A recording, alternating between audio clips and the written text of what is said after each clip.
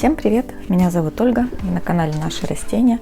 И сегодня мы поговорим о том, как вырастить красивое денежное дерево, что и на каком этапе обрезать, что оставлять, чтобы деревце росло плотненьким, ухоженным и красиво ветвилось. Первый совет – это удалять те веточки, которые начали появляться в незапланированных местах. То есть вы уже в голове представили какую-то форму своего растения, но крассула может наращивать веточки в тех местах, где вы даже и не планировали. И чтобы они не портили запланированную форму, их нужно удалять. Оставляют веточки боковые только в том случае, если ствол еще недостаточно окреп, недостаточно стал толстым.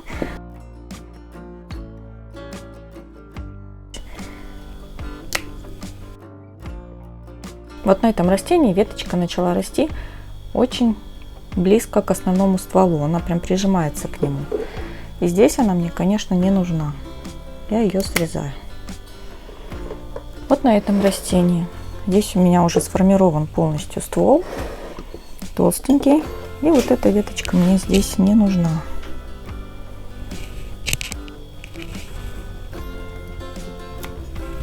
Срезаю.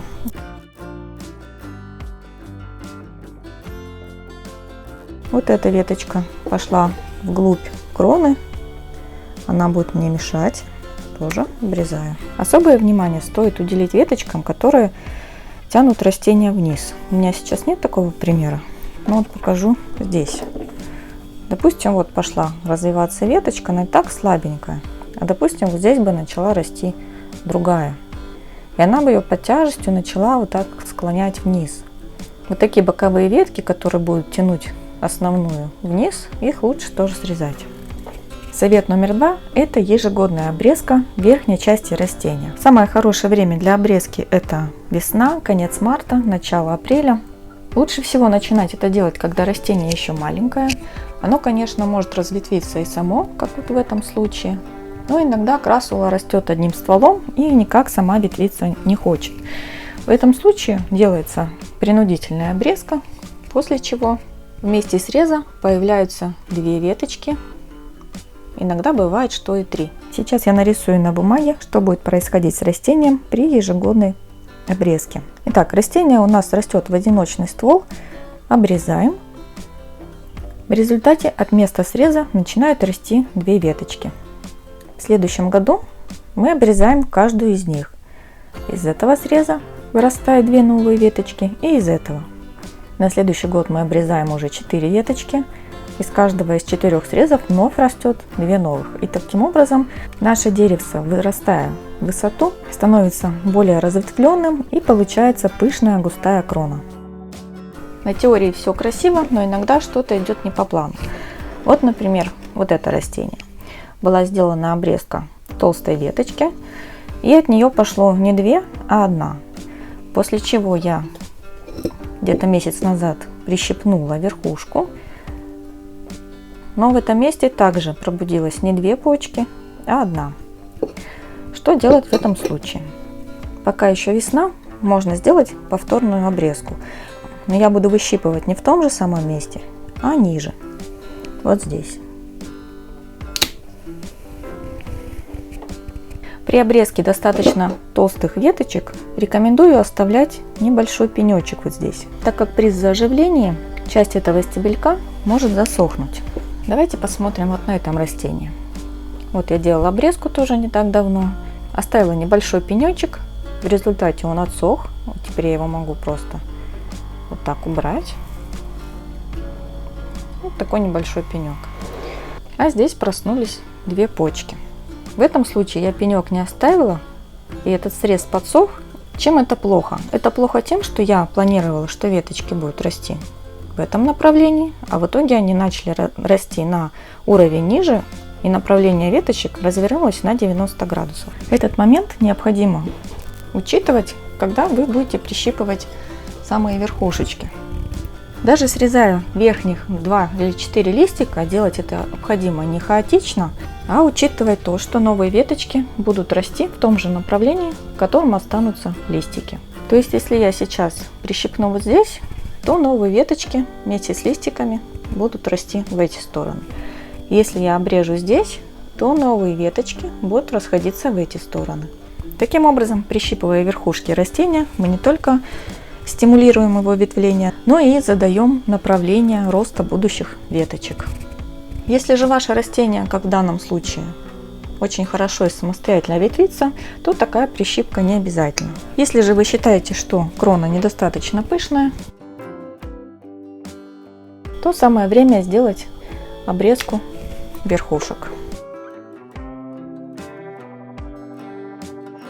Третий совет: обрезайте длинные вытянувшиеся ветви как можно раньше. Возможно, вы пропустили весеннюю обрезку, либо вам досталось такое растение с вытянутыми веточками. Но чем больше образуется вот такая вытянутая веточка, тем менее она устойчивая впоследствии будет. Почему нужно сделать обрезку длинных ветвей как можно раньше? Новые веточки после обрезки будут развиваться достаточно быстро и будут иметь ту же толщину, что и ветвь, которая была обрезана. Когда же мы обрезаем достаточно толстую ветвь, то развитие новых молодых веточек очень сильно тормозится.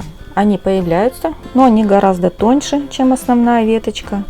Их рост будет медленнее. И, конечно, достичь той же толщины, что и была основная, они смогут еще не скоро. Поэтому, обрезая молодую ветку, более тоненькую, мы получаем более быстрый рост и равномерный объем ветвей. Чем позже выполнена обрезка вытянувшейся ветки, тем больше времени потребуется на рост и развитие молодых. Давайте посмотрим на примере вот этого растения. Здесь 4 веточки, 3 из них вытянулись достаточно высоко, но на верхушечке уже все 3 разветвились, причем не на 2 части, а даже на 3. А вот 4-я растет вот тут сбоку, она еще не успела разветвиться. Поэтому вот ее я сейчас и обрежу, чтобы она начала ветвиться и начала ветвиться пониже. Мне нужно, чтобы веточки не росли в глубину, получается вниз, а направление выбираю вот сюда.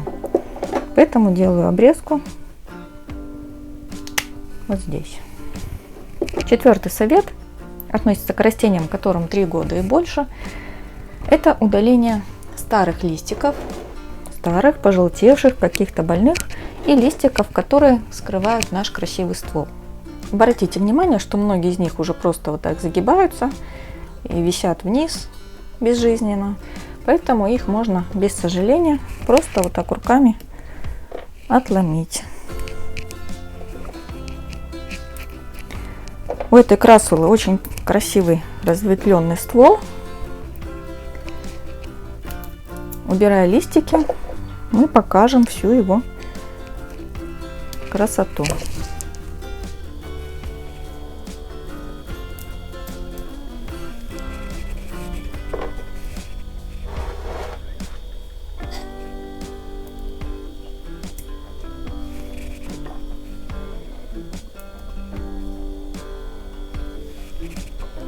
Здесь место, где я срезала веточку, поэтому я здесь ножницы возьму. И с обратной стороны здесь тоже начала расти веточка, но вот мне совсем не надо, чтобы она росла в глубину. Поэтому я удаляю лист вместе с веткой. Чуть выше вот здесь пошло тоже ответвление и вправо, и влево, и как раз они будут расти в нужном мне направлении. То же самое вот на этом растении, которое только что веточку обрезала. Здесь тоже уже много старых листиков. Какие-то из них сморщились со временем.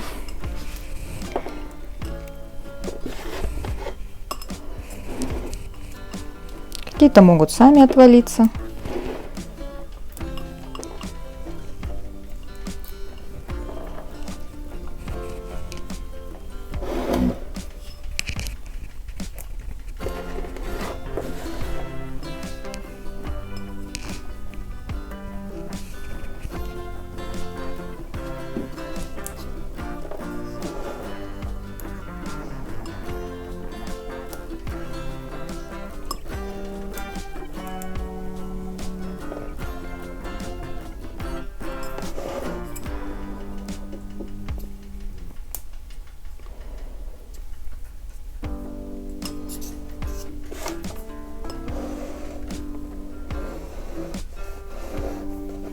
И теперь это выглядит вот так. Почему подобную процедуру не проводят на молодых растениях? Молодым растениям, наоборот, стараются нижние листики оставить, даже если где-то вот здесь пробуждается веточка, ее не убирают, для того, чтобы ствол набирал толщину. Как только деревце становится устойчивым, ствол уже сформирован, и мы хотим его открыть и показать, то тогда можно эти листики убирать. Ну и последний, 5-й совет, он очень простой. Наберитесь терпения и дайте растению время. Красол растет не очень быстро, особенно после обрезок и прищипок. Вырастить кустик высотой 25 сантиметров, чтобы он был красивый, разветвленный, за 1 год не получится. Чтобы сформировать красивое дерево, потребуется не 1 год. Единственное, что вы можете сделать, это помочь растению, создавая ему необходимые условия для роста, хорошее освещение, правильный грунт, своевременный полив, и тогда ваше растение будет расти здоровым и красивым. Вот таких 5 несложных советов. Надеюсь, они вам пригодятся и помогут с формированием вашего денежного дерева. А у меня на сегодня все. Я прощаюсь с вами и до новых встреч!